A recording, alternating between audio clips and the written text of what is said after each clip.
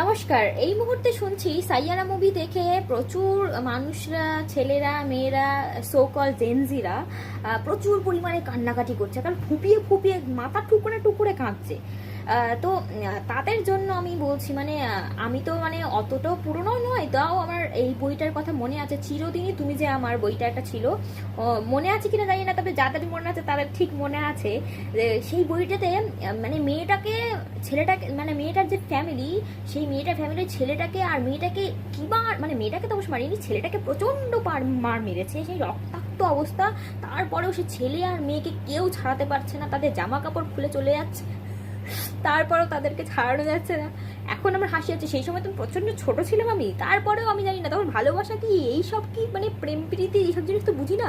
তারপরেও ওইসব দেখে যেন হা হা করে কাঁদতে শুরু করে দিয়েছিলাম আমি, প্রচণ্ড পরিমাণে কেঁদেছিলাম। আমার মনে আছে বইটাতে এত কষ্ট লাগছে, এত কষ্ট লাগছে। তারপর তো ছেলেটা পাগলও হয়ে যায়, সেটা দেখে আরও কান্না এসছে।